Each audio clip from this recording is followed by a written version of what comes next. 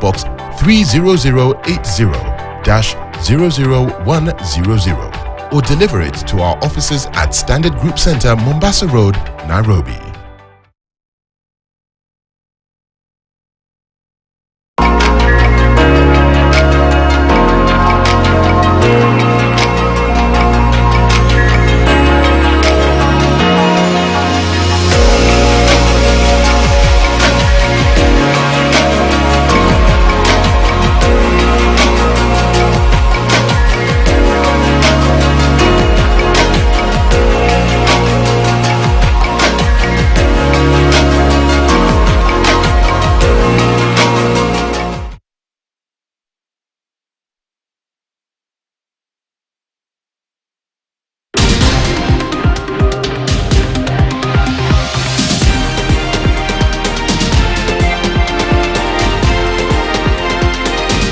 KTN News.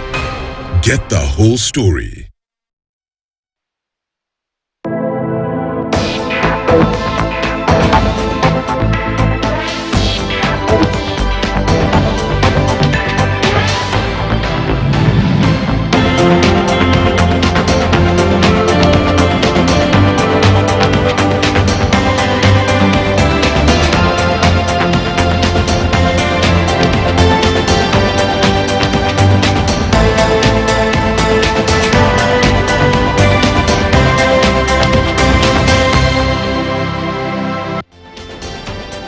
All right, welcome back. I'm glad you're still with us. Now let's talk matters trade. And now trade between Kenya and its biggest export market, the European Union, is set to grow. President William Ruto, while attending the EU Business Forum, noted that trade between Kenya and EU holds so much potential through the breaking of trade barriers. Let's have a look at that story. As the highest multiplier of employment opportunities, agriculture is a key pillar of our bottom-up economic transformation agenda to increase incomes and employment and reduce poverty and inequality. Its strong linkages mean that the impact of agriculture cuts across manufacturing all the way to logistics, with positive outcomes in every sector in between. These benefits and opportunities are curtailed by barriers faced by our agricultural exports to the EU. They are subjected to product and market-specific restrictions, as well as onerous phytosanitary standards, compounding infrastructure-related challenges like difficulties with flights and low technological capacity, which hinder productivity. Is the future in coal-powered growth, or is the future in green growth? I think the choice is rather obvious. It is not possible, it is not prudent, it is not moral, it is not right to continue the path of coal-powered, fuel-powered growth, because it poses an existential threat not just to Africa, to the globe. In Kenya, you are not just in Kenya. When you are in Kenya, we are looking at a gateway for Africa. That is why, as a country, we have pioneered the efforts to bring together the countries of South Africa Development Corporation, SADC, the East African Community, and COMESA, as a vital stepping stone towards the Africa Continental Free Trade Area. Because we believe, as a country, that the journey towards ACFTA, it is going very well, but I think having a modular, step-by-step approach is going to fast-track these topics. All right, and to help me delve into this conversation, my guest this afternoon is Ahmed Farah, who's the country director, that is Trademark East Africa. Ahmed, thank you so much for making time for us. You're welcome. All right, I know you've had a really busy day since morning at that function with the president. Now, one of the things that we want to understand, what is your assessment of the current state of Kenya's export market? So the event today was a bit wider than the scope we've just discussed now. It was an event that looks at attracting investments to Kenya through the summit, the EU-Kenya Business Summit. But specifically for Trademark East Africa, we signed an agreement with the EU through our CEO, David Beer. And the program that we signed, witnessed by Cabinet Secretary Moses Kuria, is looking at supporting the horticultural sector. So to your question, the horticultural sector in Kenya has been improving, has been increasing over the last 5 years. In 2017, our exports of horticulture was standing at around 104 billion. In 2021, we had registered through Kenya National Bureau of Statistics 115 billion worth of exports. This shows an increase of about 47%. As beautiful and as promising this looks, we still haven't scratched the surface and the potential of the agricultural sector and specifically horticulture sector. And through this program funded by the EU, which is acronym BIP, which stands for Business Environment and Export Enhancement Program, we are looking at supporting the government, the country, Kenya, to boost exports in avocado, mangoes, and vegetables. Yeah. This is very much in line with the Kenya Kwanza government, which looks at diversifying agriculture and improving value addition. And through this program, which the three value chains that I've just mentioned, avocado, mangoes, and vegetables, we came by through a sector, an independent analysis done by external consultants, who through that sector selection process was of the view that if we increase only 5% in our exports, say for example avocado, we are going to boost our exports in avocado by about 40 billion. Okay. And that only goes to tell you how much employment it can create. All right, and it's a good thing that you've brought now the attention to the horticultural sector. And one of the biggest concerns, and especially when you look at our flowers, which have been one of our biggest export items. Now, the concern is that in some areas in Naivasha, we're seeing some of these flower farms shutting down. And of course, how do we revive this ecosystem and make sure that it becomes the biggest forex earner it used to be?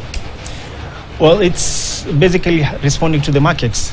We have to respond to the markets, and that's one of the aspects of our program, that we are looking at supporting the flower sector as well indirectly through compliance with the environmental standards that are quite stringent these days. This carbon footprint that gets measured and determines the access to markets. Yeah. So this program that we are starting soon in conjunction with the private sector and the government of Kenya, we're ensuring that through these value chains, we are going to adopt what they call PEFCR. Okay. PEFCR is an environmental standard in Europe called Product Environmental Footprint Category Rules. Compliance with those rules will not only give us access to the markets that we're losing currently, but also it will give us more penetration. Yeah. But through this program, we're also looking at moving away in the short term our products, horticulture, including flowers, from the air to the sea. So a complete paradigm shift through this program to try and see how we can support the government of Kenya, take business away from the air through the sea, sea freight. This is through investments in reefers, the logistics platform required to take our flowers and horticulture through the sea as well. All right, Ahmed, and actually it's a good thing that you brought in the issue of investment. The biggest thing that Kenya has been trying to do, and this has come up in different conversation, is the fact that there is need for value addition for the products that we export. How far are we with this, and what are some of the areas that we really need to invest in? So that's a very good point you raise. Without value addition, we will continue being irrelevant in today's world market. One of the cornerstones of this program is to support value addition, specifically on the three value chains that I mentioned, this avocado, mangoes, and vegetables. And it's not just value addition, it is also aggregation. Yeah. How do we support the local farmers, create enough scale for exports in each of our counties, 47 counties. Mm-hmm. So BIP program that I just highlighted, which is about 25 million euros funded by the EU, almost is a mirror image of the strategy of Ministry of Investments, Trade and Industry of establishing aggregation centers and industrial parks at the 47 counties, a program which was supported by the Council of Governors when they met last week with the executive. Where I'm coming from is without value addition at the industrial parks and aggregation to provide scale for farmers, we will not be able to attain the potential for our economy and not create the jobs. BIP program looks at exactly doing that, and we are looking at piloting in Nevasha with an aggregation center there. All right, now, and of course, this the issue of aggregation centers is sort of a new concept. This came up during the launch of Twiga Foods Aggregation Center in Ruiru, and the biggest question then is: Are we in a place where the government is going to be efficient enough to make sure that these aggregation centers actually work as they are supposed to? We have no choice. We have no choice. We either style up and up our game. Follow the model of Twiga Foods, which is an exemplary model, I must say here. And through the aggregation centers, we provide all the necessary amenities required, make sure that all the standards to be adopted are adopted, and more important than anything else, make sure that it adopts inclusivity in how we run the aggregation centers. All right, now you really talked about the issue of avocados, and I want to now bring it down to that level. And there's the question of the quality of our avocados that are being put out there. There are those in the export market who are saying that the standards are too high compared to what we have. There are those calling that the standards need to be reviewed. Is this a conversation that is currently going on, or what are we doing to make sure that we increase the export that we are putting out there?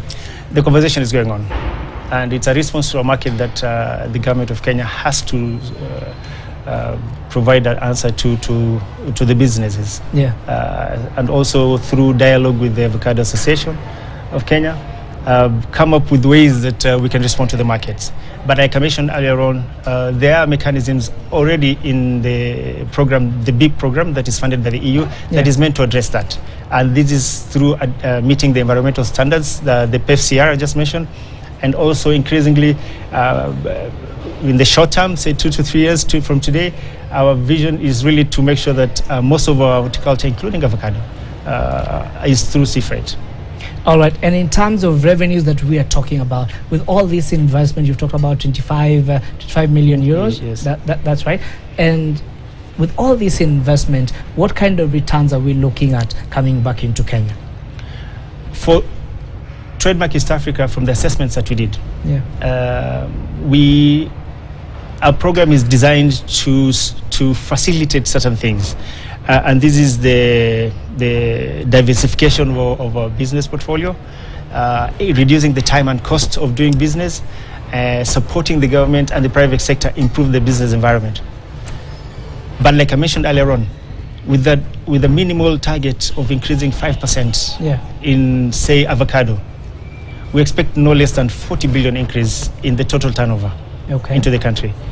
And we expect hundreds and hundreds of employment creation through that minimal target of 5%. So we're looking at handsome returns, but it is a dedicated and focused investments, both by private sector and government, in these three value chains. All right, now, and especially when you look at the market that we export to, we're talking of Europe, we're talking of America, and now there's the question of a changing consumer behavior, where now the consumer wants to know, was this product done in an environmental friendly way? These are things that are now driving conversations, that they're now driving the kind of things that consumers purchase in developed economies. What are we doing to make sure that we attract those consumers, that we prove to them that whatever we are doing is environment friendly, whatever our methods, the method that we are using to grow, if it's avocados, comply to their standards? Where are we in that space? We are responding to the market. We've lost space. It's true. Our vegetables are being taken away from the vegetables in Europe. As we speak right now, for horticulture market, almost 71% of our export is to Europe. About 25% is to Middle East and about 10% to Asia. Yeah. So the strategy really is twofold. First, for our main markets in the Europe, we have to comply with environmental standards. And I mentioned earlier on that one of the key standards right now that we are trying to propagate through this program is the PEFCR, the Product Environmental Footprint category, and also looking at alternative way of sending our products to those markets through the sea, so that we reduce the carbon footprint from the plane. Yeah. But the other strategy that really the government has to focus on, and the program looks at supporting, is to also diversify from Europe to other markets. How do we increase the share of our export business in Middle East from 25 to something greater than that? Okay. To Asia from 10% to something greater than that. So that not only are we increasing the top line, but also the bottom line, the denominator, yes. All right, and this is something that even the president spoke about, is that there's so much potential for our horticultural sector. In terms of investment, how much investment needs to go into that area to make sure that we harness the full potential? I'm not sure there's a figure that you can put to it, but the potential is significant. The potential is significant, as demonstrated by the efforts right now being put by the Ministry of Trade. In every county, just to provide the platform, logistical platform of agricultural centers, aggregation centers and industrial parks, each county is providing 100 million shillings to provide that logistics platform. For the investments, it needs significant injection of investments by the private sector. All right. And the potential is limitless. All right, Ahmed, there's also the question of this big program. I know farmers are now wondering, okay, I have my avocado farm. I understand that there's 25 billion that is supposed to help me. How do I get it? How does it work, this program that we've just launched today? So the program, the big program, is going to be for 5 years. About 5 million of that will go towards improving the business environment. And these are the policies that we have as government, the taxation regime. How do we remove these, what you call non-tariff barriers that are imputed by government consciously or sometimes subconsciously? This is going to be jointly undertaken by private sector and government and ourselves through a consultative process. Out of the 20 million is going to be invested on investments that are looking at reducing the time and cost of doing business. So these are the productivity and efficiency processes at the port, at the Naivasha ICD and the other ICDs, putting together the platform that's required to encourage, or what I was calling the paradigm shift, moving our horticulture from the air to the sea through sea freight. Such as reefers, PowerPoints, and the SGR. How do you make sure the wagons carry the products at the temperatures required? How do we power the wagons? So this program is going to look at initiatives like those. And for farmers and businesses, we're going to, through an advocacy program, carry out a change management process. We work with these farm organizations, business organizations, to see how we can change our mindsets from the business, how we've been doing it, to the new paradigm. All right, thank you very much, Ahmed, for making time for us. I know it's been a busy day, and this is a conversation that we will be interacting more going forward. But that is, we have been speaking to Ahmed Farah, who's the country director for Trademark East Africa. All right, now moving on, the high cost of fuel has negatively affected the fishing industry in Malindi, with traders decrying the high cost of doing business. Now, fish prices have gone up as fishermen try to make profits from their trade, which they claim is hurting their business now, and are now calling on government to reintroduce fuel subsidies to cushion them.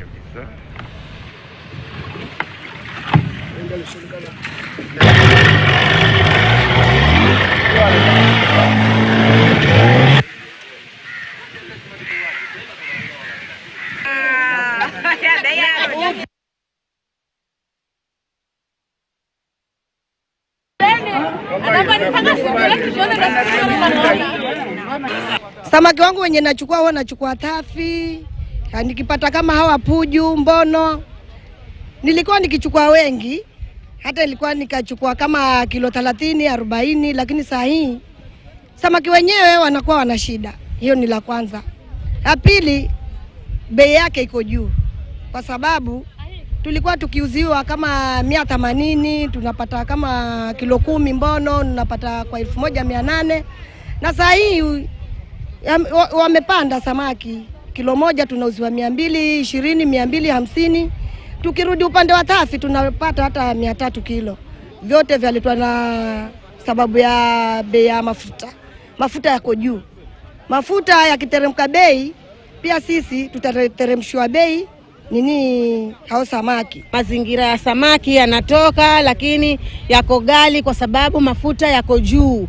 Wavuvi hawataki kuteremsha bei kabisa kwa sababu mafuta yako juu. Uchumi wetu sisi tunasomesha watoto kwa sababu ya hii biashara ndio tumetegemea huko majumbani, lakini kufikia saa hii imetushinda kwa sababu ya uchumi. Sisi kuuza pengine tunauza 320 ama 330. Si kama vile zamani. Zamani ilivyokuwa bei ya mafuta iko chini, ilikuwa sisi kwa wavuvi tunanunua bei rahisi. Lakini saa hii ni kuwa tuko na shida kubwa sana, hata yale mahitaji yetu, yale malengo ambayo kwa mtu amepanga kama sisi wachuruzi, ni kuwa tunashindwa kwa sababu unapata samaki lakini hujui wapi umuuze kutokana na hali ya bei iko kubwa sana. All right, and that's all we have for you this afternoon on Business Today. But before we wrap up, now there's a story that we have to look at now. The concerns have been raised by processors of a shortage of cashew nuts at the coast. Now, many farmers cut down their trees in the late 90s when most factories folded up. Now, with new ones coming up, exports to revive the once booming sector are in high gear. Tobias Chanji has that report. Cashew nut farming was once a vibrant economic venture at the coast. This until 1998, when most farmers neglected their orchards, cutting the trees for firewood after factories collapsed. Statistics by the Nut and Oil Directorate show that the area under cashew nut production went down from 28,758 hectares in 2015 to 21,284 hectares in 2016. The production also declined from 18,907 tons to 11,404 tons in the same period, with the value of the produce recording 398 million shillings, down from 506 million shillings in 2015. Cashew nut thrives at the coast, but most factories are based in central Kenya. Now farms are setting up shop at the coast, but the raw material is scarce. To have even enough to keep the factory running through, we need more cashew here. And so more work needs to be done. Farmers need to get involved. We are happy the county has jumped in, and we are also happy the support of Slovakia and other European. The factory is currently selling to farmers grafted seedlings whose maturity is 2.5 years, unlike the ungrafted ones, which takes 9 years. We have a capacity of 3,500 metric tons for cashew nuts. And as you've also noticed, we're also processing macadamia nuts here. So we're bringing macadamia nuts from Meru also here. The project has been financed by the European Union to the tune of 240 million shillings, and the county government of Kilifi says this is an opportunity to revive a once thriving sector in Kilifi, Kwale and Lamu. Leo katika miezi miwili hii nimepitia viwanda viwili vya korosho na nimeona vile kwamba umuhimu gani wa sisi kama county kuregesha hasa mzao wa korosho tena mashinani. We have 15,000 farmers in our database now. We are still looking out for more, even the larger farmers. And what we've done, farmers in Lamu, Kwale and Kilifi is our mainstay. So most of our farmers are from here. We are also working with the schools. Now we have 172 schools we are working with, who we are giving them seedlings and forming agriculture clubs. Apart from targeting schools to increase the yield, Kilifi governor says they are sensitizing locals to plant the tree as forest cover. Lakini tumeona sasa mkanju faida yake, vile wakulima wanapata pesa. Kile kimenifurahisha zaidi leo katika hapa mtambo ni kwamba korosho ikipimwa, ile ratili ikipima bei inaenda kwa kwa simu ya mpimaji, na bei hiyo huwezi kumtolea nusu kilo mwananchi ama nini, naenda moja kwa moja kupeleka M-Pesa kwa mkulima.